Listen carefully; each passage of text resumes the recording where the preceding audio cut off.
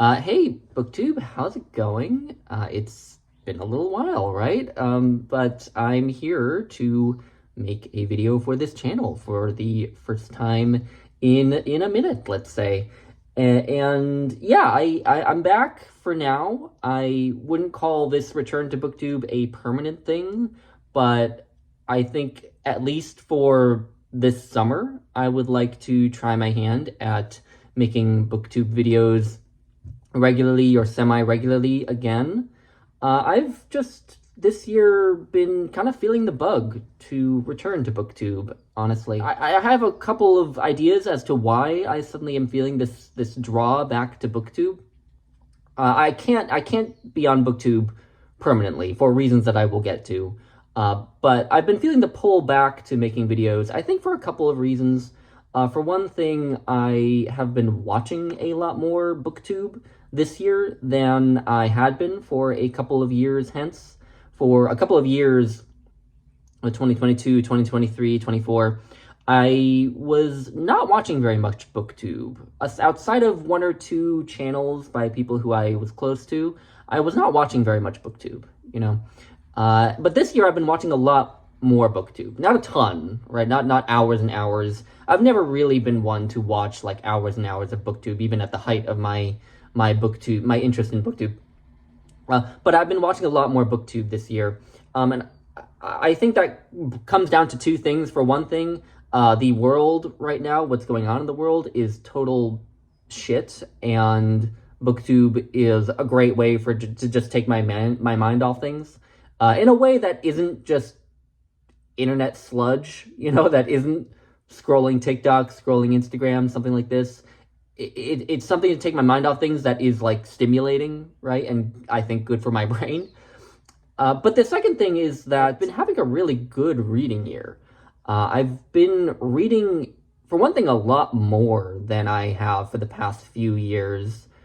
But I've also just been really enjoying reading. I mean, not that I wasn't enjoying reading before. I've just been enjoying it more this year, it feels like, than I have in a few years. Even when I'm not reading something that's like blowing me away, I'm just really enjoying my reading this year. And I have read some really good books this year, which at some point it might be good for me to talk about in a different video. But I have been reading a lot of good books this year. But even just outside of the good books I've been reading, I've just been like feeling like reading has my reading life has had this shot in the arm this year. And that's not to say that, you know, for the past few years I like wasn't reading or didn't enjoy reading or anything like that. I was always reading. The years that I have not been on BookTube, I have still usually read something like 50 books per year. But I've just felt like suddenly reading did for those few years take kind of a back seat in my life. And this year it feels like my reading life has just been pumped into high gear again. And part of that might be, again, that it's a good way to take my mind off things. That isn't, again, sludge. You know, where I can learn stuff and find intellectually or emotionally stimulating and so on. But I also think it comes down to kind of a change in the way that I read that I made this year. So I'll start with that, and then I'll get into a proper life update. I have a feeling that this is going to be just life update, and then I'm going to make a separate video that's a reading update. Maybe I'll just make a Friday Reads tomorrow.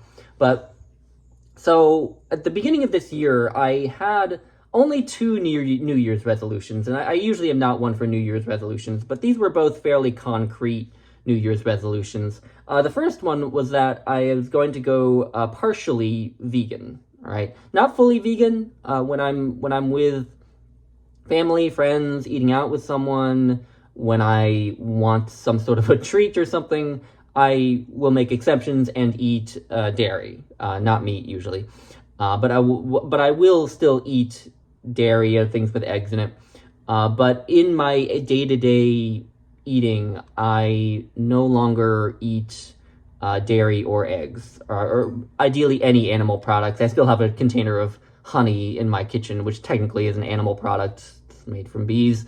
But I went vegan, which is not a super relevant thing to this channel, but the second resolution is the more relevant one. The second New Year's resolution was that I was no longer going to use reading quotas, as I always called them, in approaching my reading life. For the vast majority of my reading life, up until this year pretty much, the way that I did my reading was that I would take whatever book I was going to start, and I would think of, okay, what's a reasonable number of pages for me to expect myself to read per day, given the density of the text, the length of the book, how busy I am, how taxed my brain is already going to be from work and so on. And just kind of set kind of a quota for every day. Okay, I'm going to read 15 pages of this book each weekday and maybe 30 to 40 pages each weekend day, right? And that was how I read from the age of 21 to, now the age of 31.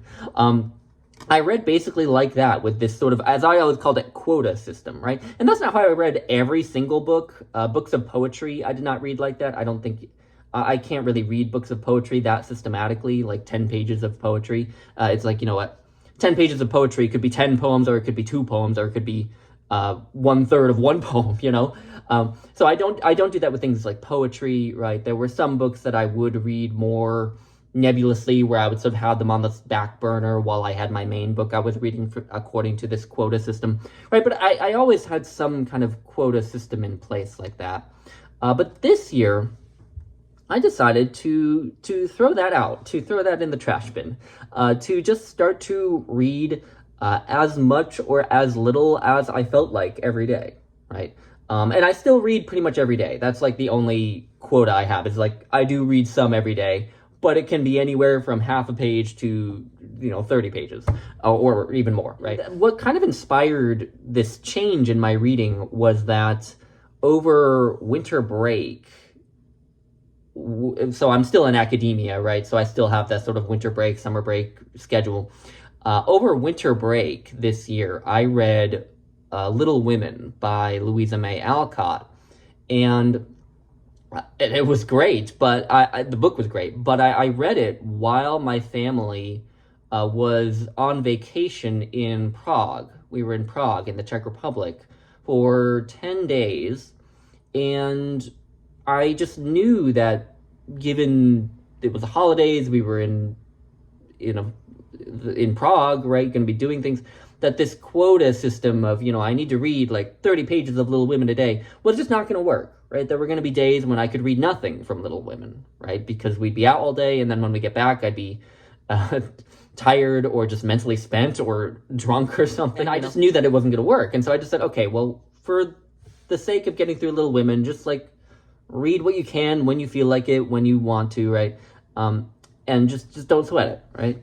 And I just really loved that. I just like, wow, reading Little Women, where there's no quota system, where I can just read what I want when I want from it, it's just great. I love the heck out of this schedule of just reading what I want when I want.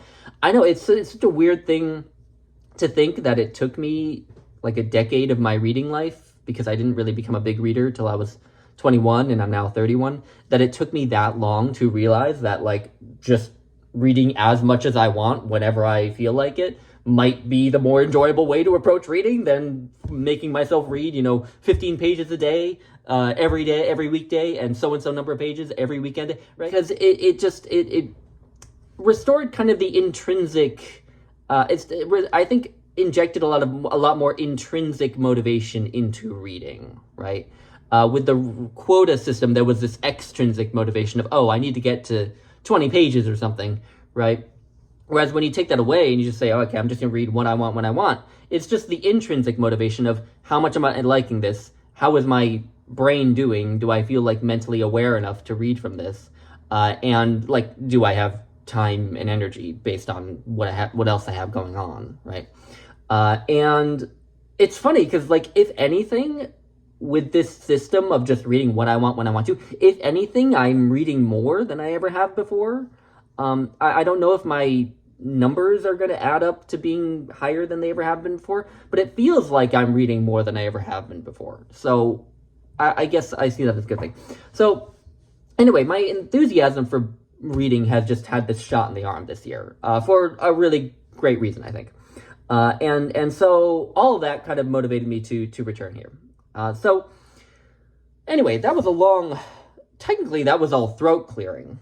Technically, that wasn't all what I wanted to talk about. What I really wanted to talk about, I was going to have both a life update and a reading update as a part of this video, but I have a feeling, given that I'm already at the 11-minute mark, that I'll probably just go through the life update now, and then maybe do a Friday Reads tomorrow, and let that be the reading update. So, life update. Those of you who followed my channel before I kind of stopped regularly making videos may be kind of wondering, because there's been a change of setting, obviously. And so I won't be going through everything that's happened in my life, but there have been some big things. I finished my PhD in social psychology in May of 2024. If with the editing software that I use, I can like put some photos up here, I will try to. But I got my PhD in social psychology in May of 2024. I had a wonderful time just like celebrating the graduation. Like it was a whole week. My mom, my dad, a friend of mine came to Iowa. I was at Iowa State University for basically a week to celebrate my graduation. I celebrated with my advisor and my advisor's wife, who was also on my doctoral committee. I celebrated with some friends, obviously. And then right after graduation, basically, my mom and I packed up my stuff and I moved. And so, regarding the move, I got a tenure-track assistant professor position at Pace University in Pleasantville, in their Pleasantville campus. So Pace University is a private university in Westchester County / New York City, in New York State. And it has technically 3 campuses, but really there are only 2 that people care about. There's the New York City campus, which is kind of the main campus. That's the main part of it. There's the Haub School of Law, which is in White Plains, which is where I live now. And then there is the Pleasantville campus, which sometimes is also called the Westchester campus. And I am at the Pleasantville campus of Pace University. All right, so I was hired as an assistant professor in the psychology department. I just finished my first year.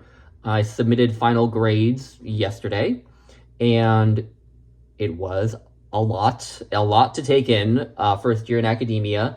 I taught 2 classes in the fall, 3 classes in the spring. 2 out of the 3 classes in the spring were the same 2 classes that I taught in the fall, so I at least wasn't preparing 2 new courses. 3 new courses, right? I was only preparing 1 new course in the spring. But nonetheless, it was a lot. It was a difficult year, especially the spring semester was very difficult. And I don't really feel like unloading too much about that. I'd rather not think too much about all that. But as you would imagine, being in academia at this time, with everything going on, is, to put it mildly, interesting. Not necessarily interesting in a good way, but Pace University, I think, has been pretty good in terms of adhering to its values in the face of the current presidential administration. Again, not something I want to get too much into, but that was a lot. I did enjoy it. I enjoyed a lot of it. There were parts of it I didn't enjoy, but I am looking forward to summer break, right? So I got a tenure-track position, which was always kind of the goal. And the fact that I got it right out of my PhD without getting a postdoc, it was spectacular, right? I really did not want to do a postdoc where I moved somewhere for a year or 2 and then had to move again, right? It was great to just get the tenure-track job and move here. And the big plus to being here where I am is that my family is here. My parents live in near Albany, New York, which is the capital of New York, which is further upstate, much further upstate. I wouldn't consider Westchester County upstate New York, but my parents are in upstate New York near Albany. And then my brother and sister-in-law, which is another new development, are near Oneonta, right? So my brother is actually a professor of ecology at SUNY Oneonta, State University of New York at Oneonta. So I basically, when I got this job, it was like, I don't really believe in the idea of the dream job, right? And there are imperfections in this institution that have definitely come out this year that definitely make it not a dream job. But in terms of location, in terms of the kind of institution I was looking for, in terms of just getting the tenure track position, this was one of the better scenarios that I could have foreseen, right? Getting a job that is tenure track, that is in New York near my family, right? And that's even at the type of institution that I always kind of wanted to go to, right? So that worked out spectacularly. I'm now living, as I mentioned in passing before, I'm now living in White Plains, New York, which is just like 15 minutes south of Pleasantville, where the campus I work at is. And White Plains is okay. I think I got a little bit overly enthusiastic about it, but whatever, that's fine. I have a nice new apartment. Maybe at some point this summer I'll do like an apartment tour. I always love watching those. I love doing them. So I might do one of those. But another event, since I mentioned my brother, is in the past couple years, my brother got married. And again, if I can, with my editing software, I will try to put up some photos. But he got married to a great woman. My sister-in-law, Annie, and I get along so well. We love each other. And I actually officiated their wedding too. And I had to get registered as a quote-unquote pastor with the Universal Life Church, and I'm certain that the writing on this card is going to be reversed given the camera. But yeah, this is my card for being a credential. This is a credential of ministry, right? So I don't get to call myself, the Reverend Lukasz Satola, unfortunately. But I do have credentials for being a member of the ministry. Which feels appropriate since we are in the midst of maybe Midrash, the event that Jason from Old Booth Chapter and Verse hosts about reading about religion in fiction and nonfiction. But anyway, so I officiated, and again, if I can put up some photos, I will. Another development involving my brother and sister-in-law is that I have recently become an uncle. And unfortunately, in this case, I cannot show photos, and I honestly don't even want to mention the two girls' names, but my brother and sister-in-law are wrapping up adopting two twin baby girls. And yeah, there was a whole process of them fostering the girls, and there was some kind of drama around whether they were going to be able to adopt them, whether maybe their biological parents were going to be able to get them back, and this, that, and the other thing. But I don't know all the details, and I don't want to, if I did, I don't think I would be telling you all the details here. But they are now officially in the process of adopting two baby girls. Well, they're 1 year old now, but they were both born prematurely, so they're very small 1 year olds. But they're beautiful. They're beautiful little girls, and I love spending time with them. Anyway, it's just exciting to be an uncle, so that's been a big development in my life. So anyway, that's kind of what's been going on with me. That's basically the life update, I think. I don't have any major personal updates. I didn't get married. I didn't have kids of my own or anything like that. But there have been other things going on, right? So anyway, yeah, I think I will leave it at that. I don't think I'll try to append a reading update to all this because this video is already in excess of 20 minutes. So anyway, happy to be here. I hope some people who are still subscribed to my channel will see this, and I'd love to chat in the comments about whatever. So yeah, looking forward to hopefully being here at least for the summer months to make videos again semi-regularly. So yeah, anyway, I will stop belaying the end of this video and just sign off. So thank you all for watching. Bye.